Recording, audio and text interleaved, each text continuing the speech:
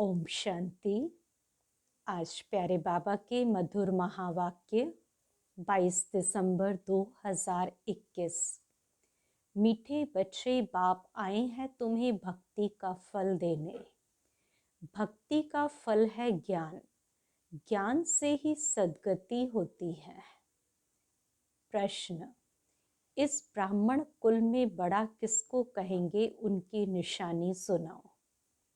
उत्तर, ब्राह्मण कुल में बड़े से बड़ा वह है जो अच्छी सर्विस करने वाले हैं, जिन्हें सदैव अपनी उन्नति का ही ख्याल रहता है, जो पढ़ाई कर बहुत तीखे जाते हैं। ऐसे महावीर बच्चे अपना तन मन धन सब ईश्वरीय सेवा में ही सफल करते हैं। अपनी चलन पर बहुत ध्यान देते हैं। गीत। तूने रात गंवाई सो के और दिवस गंवाया खाकर। ओम शांति। यह गीत अनकरेक्ट है। इस दुनिया में तुम जो भी सुनते हो सब अनकरेक्ट है, अर्थात झूठ है। बाप बैठ समझाते हैं, हे भारतवासी बच्चों, बच्चे जो सन्मुख है उन्हों को ही कहेंगे। तुमको अभी मालूम पड़ा है, वह है भक्ति मार्ग। वेद शास्त्र उपनिषद आदि कितने भक्ति मार्ग में जन्म जन्मांतर पढ़ते आते हैं, गंगा स्नान करते आए हैं। पूछो, यह कुंभ का मेला कब से लगता आया है? कहेंगे यह तो अनादि है। कब से करते आए हैं यह बता नहीं सकेंगे। उनको यह पता ही नहीं कि भक्ति मार्ग कब से शुरू होता है। कल्प की आयु ही उल्टी कर दी है। कहते शास्त्रों में लिखा है ब्रह्मा का दिन और ब्रह्मा की रात। यह एक गीता में ही है। अब बाप समझाते हैं, तुम ब्राह्मणों का दिन और रात है बेहद की। आधा कल्प दिन और आधा कल्प रात जरूर इक्वल चाहिए ना। आधा कल्प से भक्ति मार्ग शुरू होता, यह किसको पता नहीं है।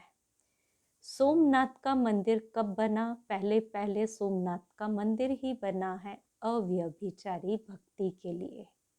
तुम जानते हो आधा कल्प पूरा होता है तब ब्रह्मा की रात शुरू होती है। लाखों वर्ष की तो बात हो न सके। कहते हैं 1300-1400 वर्ष हुए होंगे जबकि मोहम्मद गजनवी मंदिर से खजाना लूटकर ले गया। अब तुम समझते हो कि इस पुरानी दुनिया से हमारा कोई ताल्लुक नहीं है। और धर्म वाले जो आते हैं वह सब बीच बीच के बाई प्लॉट है। अभी तो उन्हों की भी अंत है। तमो प्रधान है।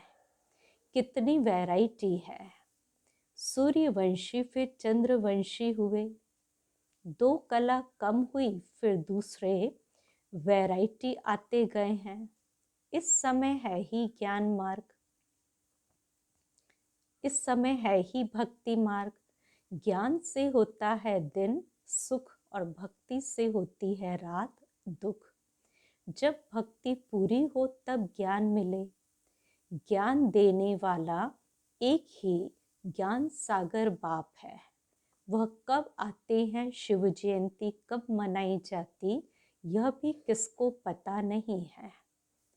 अभी तुमको बाप बैठ समझाते हैं कि भक्ति कितना समय चलती है, फिर ज्ञान कब मिलता है।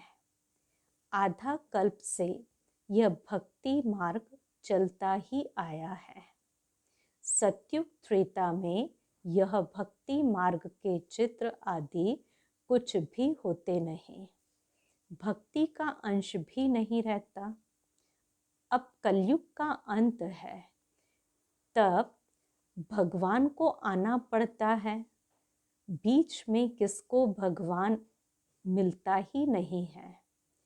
कहते हैं पता नहीं किस रूप में भगवान मिलेगा। गीता का भगवान अगर कृष्ण है तो वह फिर कब आएंगे राजयोग सीखने? मनुष्यों को कुछ भी पता नहीं है। भक्ति मार्ग ही अलग है, ज्ञान बिल्कुल अलग है। गीता में है भगवानुवाच, गाते भी हैं हे पतित पावन आओ। एक तरफ पुकारते रहते हैं और दूसरे तरफ फिर गंगा स्नान करने जाते हैं। निश्चय कुछ भी नहीं है कि पतित पावन परमात्मा कौन है। तो तुम बच्चों को अब ज्ञान मिलता है। तुम जानते हो अभी हम योग बल से सद्गति को पाते हैं। बाबा कहते मामेकम याद करो तो विकर्म विनाश होंगे। मैं गारंटी करता हूँ। पतित पावन बाप कहते हैं मैंने 5000 वर्ष पहले भी ऐसे कहा था कि हे बच्चे, देह सहित देह के सब संबंधों से बुद्धि योग तोड़ मुझे याद करो। यह गीता के महावाक्य हैं, परंतु गीता मैंने कब सुनाई यह किसको मालूम नहीं है। मैं बतलाता हूँ कि 5000 वर्ष पहले मैंने तुमको गीता सुनाई थी। इस समय सारा मनुष्य सृष्टि रूपी झाड़ जड़जड़ीभूत अवस्था को पाया हुआ है। तुमको भी अब बाप ने आकर ड्रामा के आदि मध्य अंत का सारे चक्र का राज समझाया है। बाप तो जरूर अंत में ही आएगा ना। तुम जानते हो नई दुनिया की स्थापना और पुरानी दुनिया का विनाश कैसे हो रहा है। अब तुम्हारी बुद्धि में है कि हम नई दुनिया स्वर्ग के मालिक बनेंगे। यह राजयोग है, तो फिर हम प्रजा क्यों बने? जबकि मम्मा बाबा राजा रानी बनते हैं तो हम भी क्यों ना राजा रानी बने। मम्मा तो जवान थी, यह बाबा तो बूढ़ा है, फिर भी सबसे ऊंच बढ़ते रहते हैं। जवान तो सबसे तीखे होने चाहिए ना। तो बाबा कहते सिर्फ मुझे याद करो जितना हो सके। मुख्य बात जितना हो सके बाबा कहते मुझे तुम याद करो। बाकी सबको भूल जाओ। पुरानी दुनिया से वैराग्य। जैसे नया मकान बनता है तो बुद्धि उस तरफ चली जाती है ना, वह आँखों से देखा जाता है और यह बुद्धि से जानते हो। बहुतों को साक्षात्कार भी होता है। बरोबर बैकुंठ, पैराडाइज, हेवन भी कहते हैं। जरूर कब था ना, अभी नहीं है।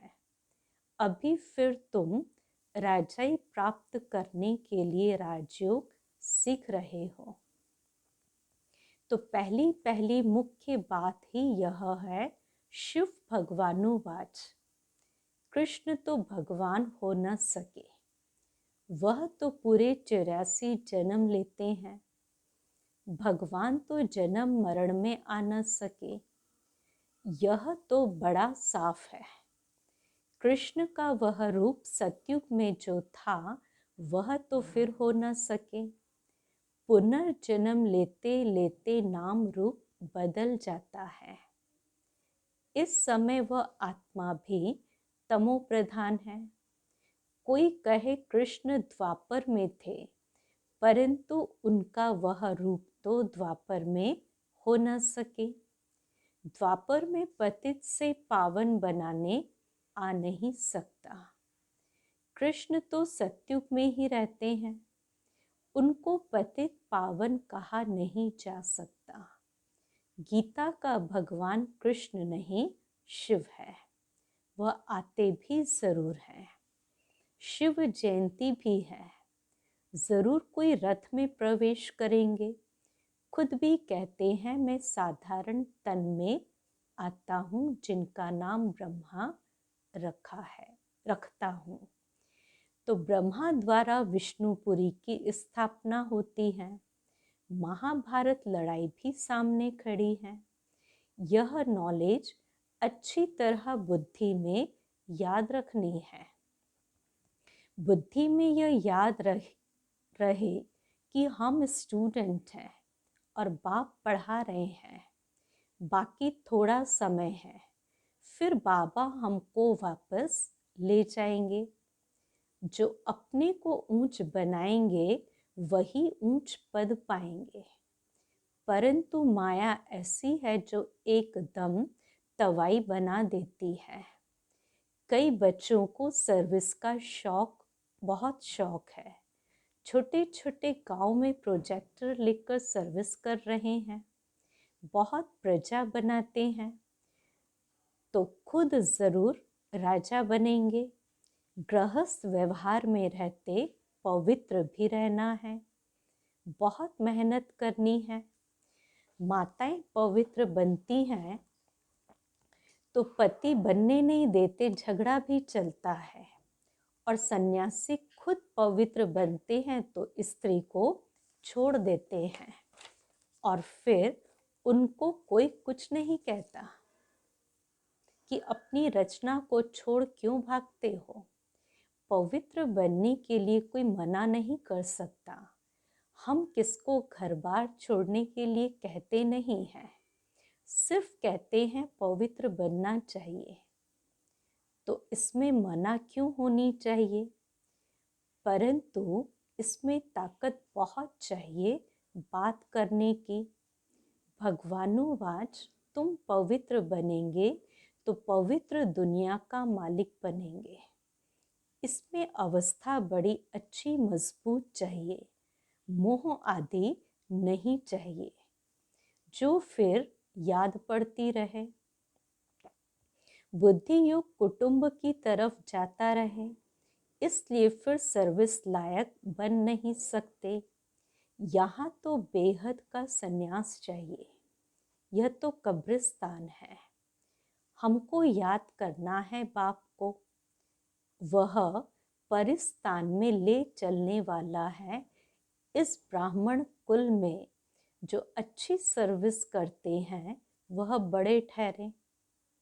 उन्हों का बड़ा रिगार्ड रखना चाहिए। उन जैसी सर्विस करनी चाहिए, तब ही ऊंच पद पाएंगे। अभी तो अपनी उन्नति का ओना रहना चाहिए। अपने को देखना चाहिए हम बाबा से वर्षा पाने के लायक बने हैं। बाप आया है पावन बनाकर साथ ले जाने।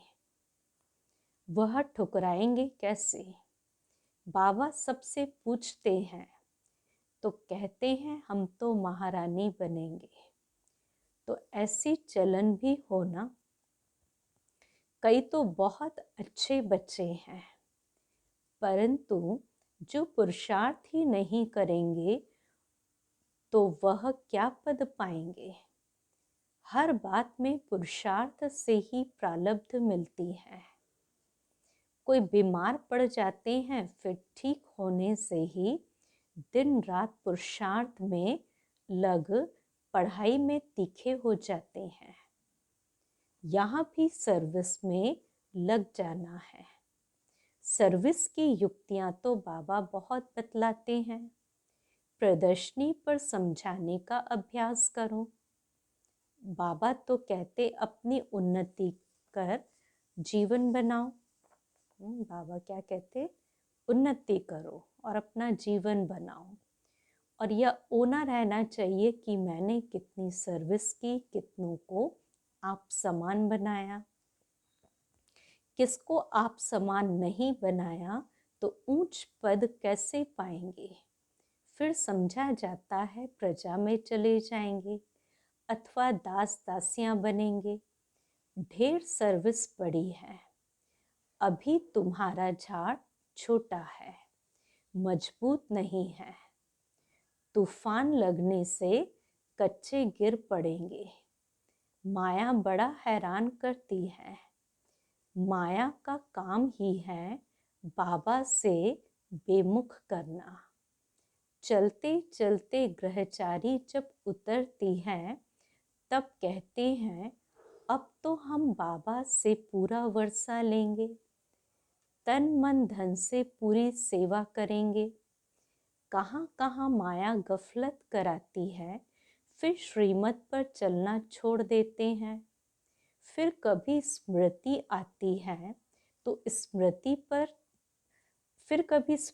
आती है तो श्रीमत पर चलते हैं। इस समय दुनिया में है रावण संप्रदाय और यह देवताएं हैं राम संप्रदाय। रावण संप्रदाय वाले राम संप्रदाय के आगे माथा टेकते हैं। तुम जानते हो हम विश्व के मालिक थे, 84 जन्म लेते लेते अब क्या हाल हो गया है। अब बाप सबको पुरुषार्थ कराते हैं, नहीं तो बहुत पछताना पड़ेगा। हम भगवान की श्रीमत पर न चले। बाबा तो रोज समझाते, बच्चे गफलत मत करो। सर्विस करने वालों को देखते हो कैसे अच्छी सर्विस करते हैं। फलाना फर्स्ट ग्रेड, फलाने सेकंड ग्रेड में सर्विस करने वाले हैं। फर्क तो रहता है ना। बाप बच्चों को समझाएंगे तो सही ना। अज्ञान काल में बाप थप्पड़ भी मारते हैं। यहाँ यह बेहद का बाप तो प्यार से समझाते हैं, अपनी उन्नति करो। जैसा हो सके पुरुषार्थ करना चाहिए। बाप को खुशी होती है कि 5000 वर्ष के बाद फिर आकर बच्चों से मिला हूँ, राजयोग सिखला रहा हूँ। गीत है ना, तुम भी वही हम भी वही हैं। तो बाप कहते तुम बच्चे भी वही हो। इन बातों को और कोई समझ न सके। अच्छा, बाबा कहते मीठे मीठे सिकिलदे बच्चों प्रति माता पिता बाप दादा का याद प्यार और गुड मॉर्निंग। रूहानी बाप की रूहानी बच्चों को नमस्ते। हम रूहानी बच्चों की रूहानी बाप दादा को याद प्यार, गुड मॉर्निंग और नमस्ते। धारणा के लिए पहली पॉइंट, स्वयं को सर्विस के लायक बनाना है। जो अच्छी सर्विस करते हैं उनका पूरा पूरा रिगार्ड रखना है। अपनी उन्नति का ख्याल करना है।